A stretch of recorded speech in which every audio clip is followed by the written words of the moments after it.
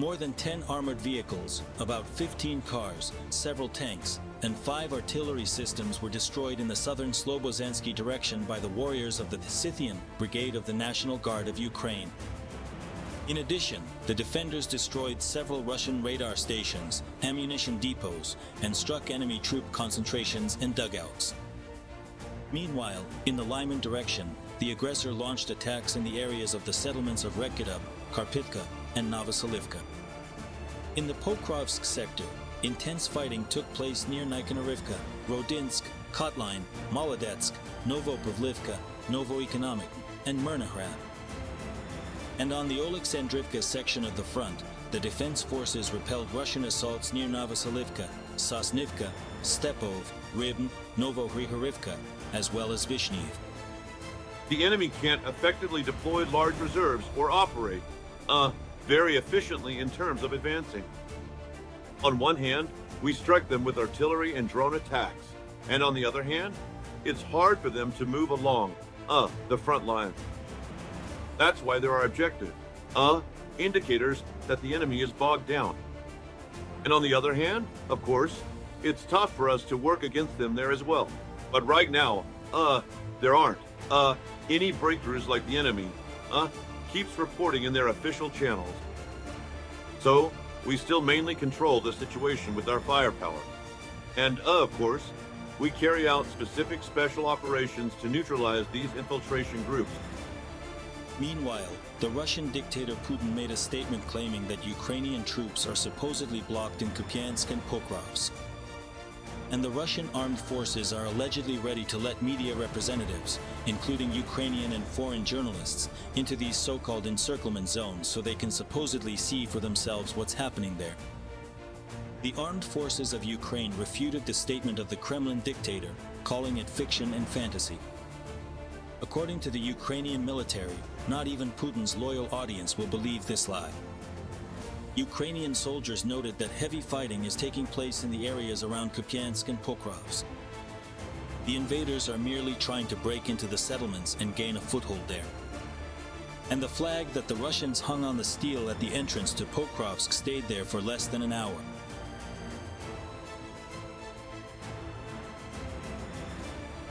For President Vladimir Putin, every single city is considered to be absolutely crucial and essential in terms of demonstrating and showcasing the supposed might and strength of the Russian army, the so-called might of the Russian army. As a result, they are very actively using their own personnel as suicide squads, having them dress up as civilians and risk their lives to reach certain locations, slip between the defense forces, and plant a Russian flag, just for show, film it all with a Mavic drone that flies in, and then declare that this particular area is definitely under their troops' control. But in reality, this bravado and this information do not reflect the truth. Putin needs this so that he can show that his words, when he says, "Oh, we're about to conquer Ukraine," do not match his actual actions or his real capabilities. Footage of combat operations in the Konstantinivka direction was shared by the soldiers of the 28th Separate Brigade named after the Knights of the Winter Campaign. With the help of drones, they detect and precisely destroy enemy equipment. In particular, FPV drones burned several cannons that the Russian occupiers tried to camouflage, as well as shelters for the occupiers' personnel along with their infantry. Agents of the partisan movement Atesh set fire to a relay cabinet in temporarily occupied Tokmak in the Zaporizhia region. It provided the Russians with control over train movements on a critically important route. The Russian occupiers used this railway junction to transfer military equipment, ammunition, and personnel to the Zaporizhia direction. The sabotage disrupted the schedule of military shipments and will complicate the maneuvering of Russian troops.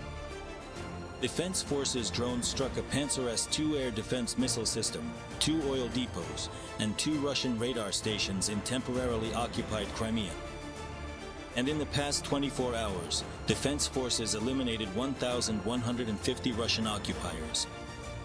Thus, according to the General Staff of the Armed Forces of Ukraine, Russia's total combat losses since the start of the full-scale war have almost reached 1,140,000 people. In addition, yesterday, Defense Forces destroyed 4 Russian tanks, 3 armored vehicles, and 20 artillery systems. Also destroyed were 1 Russian multiple rocket launcher system and 81 units of enemy vehicles and special equipment. And to go into more detail, we'll start our conversation with the Pokrovsk-Myrnograd agglomeration, with Serhiy Bratchuk, the spokesperson for the Ukrainian Volunteer Army, who is joining us now. Serhiy, we're glad to have you with us. Glory to Ukraine. Good evening, ladies and gentlemen. Glory to the heroes, glory to all defenders. Serhiy, Pokrovsk week. For 2 months watched as that very Dobropilya breakthrough. Well, I won't use that word. Let's say infiltration was happening. It was eliminated, and now the elimination of those infiltrated saboteurs is still ongoing. And so on. Can we say that the situation in Pokrovsk in some way also resembles this kind of infiltration? And what do the Ukrainian Defense Forces need in order to achieve the same result in Pokrovsk as they did in the Dobropilya direction? Well, actually, what unites these 2 locations? The enemy's tactic really is infiltration, what we call today the gathering of all those forces that slip through our combat lines into a single mass. Because the enemy's tactic is to bypass our positions, and recently, they've even started bypassing populated areas, and on different fronts too, including creating so-called pockets in order to later try to eliminate them. So, this tactic is really common for, probably, everyone. Sections of the front, the large Russian-Ukrainian front. As for Pokrovsk and the Dobropilya direction, there is still a difference here. Because when we talk about Pokrovsk, we mean a single agglomeration, a single populated area, whereas in the Dobropilya direction, there are several settlements that the enemy tried to pass through, and they managed to achieve something there. And today we really see how our defense forces, including AZOV and the assault troops, are operating. These are all the attached forces and resources working in this direction. That so-called cardboard bunny, the not-so-funny one we all saw on the maps, is being destroyed today. Basically, we're talking about what's happening with the enemy there. Today, the situation is not the best, but at the same time, the Russians are even trying to carry out offensive actions. But that's understandable, because the command demands results. In fact, results are also required in Pokrovsk. As for the directions here, unfortunately, the southern and southwestern plans for Pokrovsk haven't exactly failed. Yes, because in any case, I don't want to use exactly those words. Our defenders, our brothers in arms, are there, and there is a representative of the Ukrainian Volunteer Army. Today, they are making every possible effort to prevent the enemy from advancing, to stop the forces that have been thrown in. And let me remind you, that's the 51st Army in general, and the 2nd Combined Arms Army. These are attached battalion brigades, regiments, including tank units, that are trying to take control of this settlement. Yes, in fact, attempts to start street fighting in certain locations in Pokrovsk. Unfortunately, the enemy really did succeed there. Indeed, the same kind of buildup happened. And as we once discussed on our broadcasts, one of the main objectives of the Russians along the entire front, in all our major settlements, is to enter these populated areas and specifically to start urban combat. And as we can see, this is a top priority for the Russians. In some parts of Pokrovsk, in certain locations, they have achieved this goal. Today, the situation is indeed very difficult. Today, we fully understand that the command has taken extraordinary measures, made very important decisions in order to try to stabilize the situation, or at least to see some signs of improvement. It's probably not about stabilization yet. It's too early and doesn't make sense to talk about that today, but at least to stop the Russian troops so they don't advance further.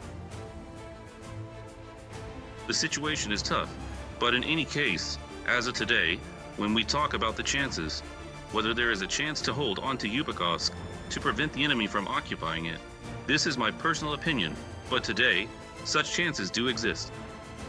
And it is at these very moments that Ukrainian history is being written, military history.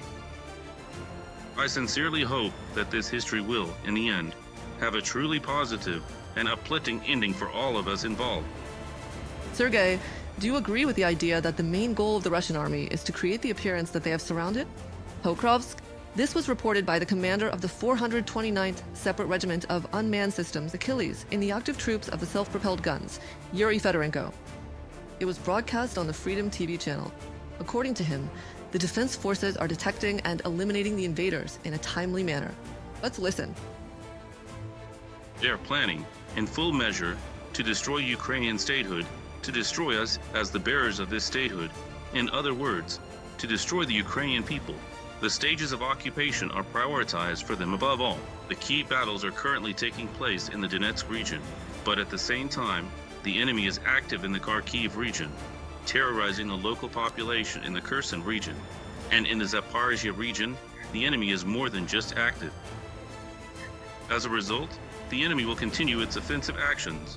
And right now, it is very important for all of us, I mean both the citizens of Ukraine and those countries that are helping us, whether financially or with their weapons, to understand that the only thing that can stop Putin and break him is funding the defense forces, so they can hold him at the front lines of combat.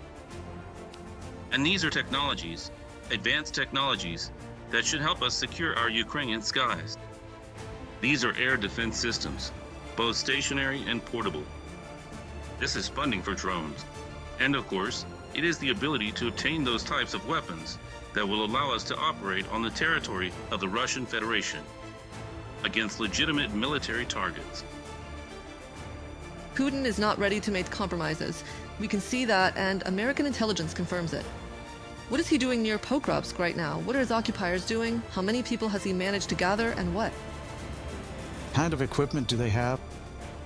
How strong of a force has Putin assembled? I would probably add one more factor, which should and definitely can play a role in our resistance to the enemy is the resilience of Ukrainian society. After all, it's no secret that a major information and psychological special operation is being carried out today by the Russian occupiers. This includes hanging those tricolor rags around Pokrovsk. Among other things, we understand perfectly well that those who hung that rag on the Pokrovsk sign are already gone, because literally within an hour they were eliminated, and that tricolor rag is gone too. We understand perfectly well what's happening today. Even the citizen who calls himself the president of the Russian Federation, Citizen Putin, is taking part in this information and psychological operation. You can see that he came out of his bunker. Again, this shows just how important Pokrovsk is as a target for the Russians, and how obviously the enemy is in a hurry today. Because today, we are receiving weapons supplies from Europeans, and our own production is being set up as well. Production of Ukrainian-made weapons is increasing, and strikes on Russian territory are yielding results today. Moreover, these are results that are being felt on the battlefield, and will be felt even more in the future. That's why the enemy is in a hurry, and it is precisely the resilience, the emotional and psychological resilience of the Ukrainian people. Well, you know, I'll take the liberty to say that this is the main factor that will help us endure in this struggle. Because the enemy today, they're throwing a lot of things at us. And obviously, most of the reports about Pokrovsk, Myrnograd, Kupiansk, and Dobrapilya today start with emotional reactions. That's exactly what the enemy is counting on. And when we talk about the efforts, realistically, that the enemy is making today, not just to enter Pokrovsk and fight there, but to completely take over the city, I mentioned how many military units are involved. That is, combined arms armies and tank units are positioned in the Pokrovsk direction. And according to our assessment, about 10,000 enemy reserves have been brought in there. That's why these assaults are happening constantly. And that's how much importance the enemy attaches to this direction in particular. Plus, I should definitely add from an informational standpoint that they're creating the illusion for Russian citizens of some kind of World War II style battle. This is very important for the Putin regime, not just to maintain its legitimacy, but to preserve its power and security. That's why the Russians are in a hurry. A lot of forces have been thrown in, so we really hope that in the next few days the situation will become completely clear. And these shaky scales, which are on the battlefield today, figuratively speaking, of course. They will still tip in our favor, because so much effort has been put in. So much has been done. And do you remember about Pokrovsk? The situation with the Russian deadlines. They were supposed to have a positive outcome for them by the end of last year. Pokrovsk held, is holding, and I hope will continue to be defended. Although it's very difficult to do that today. Sergei, well, since we're having this kind of conversation, since we're now fighting on the information front, let's talk about Kupiansk as well. That's another city that Putin has surrounded. How serious is the situation there? How much of a threat is there to the logistics of the Ukrainian armed forces on the western bank of the Achilles? And how much of a threat is there to Kupiansk-Возloviak? Well, actually, it's probably not for nothing that both Kupiansk and Pokrovsk are being mentioned. Putin has linked them together because the enemy's attempts to carry out their plans really do involve encirclement, at least from 3 sides, in order to squeeze these defensive strongholds of ours and then work on, let's say, both capturing them and continuing tactical advances in those directions accordingly. However, regarding Kupiansk, we see that everywhere there is fighting, logistics are at play. We need to talk about this as well. It's difficult today. Delivering the necessary supplies, I'm not even talking about food or essentials, but just getting them to the positions, is still challenging. About Kupiansk, the situation for the enemy is not as Putin describes. There is no encirclement at all. Moreover, the enemy's logistics today, to put it mildly, aren't working very well either, because first of all, the defense forces control certain areas and don't allow the enemy to carry out their logistics. You mentioned the Oskol River. I actually wanted to talk about it, because the crossings that the Russians are trying to set up there are being built and then destroyed by the defense forces. This has been going on, probably, since the very beginning of this Kupiansk offensive operation by the Russian Federation. Our unit also worked in this area last year, and this year as well, carrying out artillery strikes on these routes, on this logistics. So today, yes, the enemy's attempts are focused primarily on Kupiansk-Kozlovoy, because that's the railway. That's exactly about improving their logistics, and also about creating a kind of buffer security zone along the banks of the Oskil for the further advance of Russian troops. There will be a lot more information attacks. We need to be ready for the most unexpected moves by the enemy. They don't know how to handle information. But I think that our society as well is really gradually becoming more mature, so it can process different kinds of information. Once again, today we need to listen to the military, those who speak rationally and clearly, without revealing our plans, of course, but who explain that the enemy is acting with certain forces and has specific objectives. That way, people will perceive the situation differently. Just a little differently, because the Russians, I wouldn't be surprised, tomorrow they'll be measuring their advances in square centimeters. And that's going to happen too, and all of this will be announced by the bunker Fuhrer. That's why we need to be prepared for anything, including on the information front. We need to support the defense forces. Help is absolutely necessary in every area right now. Serhiy, there's one more thing. Let's figure this out together. Again, this is also about logistics, but this time regarding the enemy. How significant could the destruction of the Belgorod Dam be? Could it play a decisive role in ensuring the logistical support of Russian troops in the Kharkiv region? At this moment, right now, as we're talking live, I want to say that this work needs to continue. Because the Russians are trying to restore everything as much as possible, to fill everything in as much as they can, so that the water doesn't flow onto Russian positions and, among other things, doesn't complicate their logistics.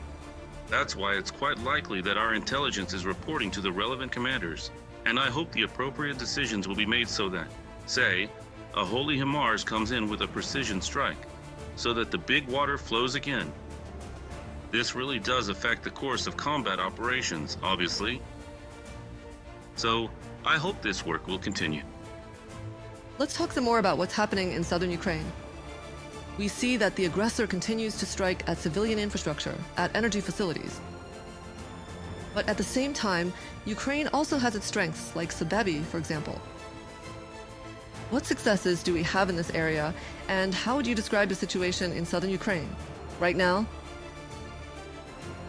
Well, actually, if you look at the territory of temporarily occupied Crimea, we get news from there every day, and it's often very positive. So, as you remember, just a few days ago, while he's still temporarily alive, the go-lighter of the occupation authorities, Aksionov, announced that the gasoline problem had been solved.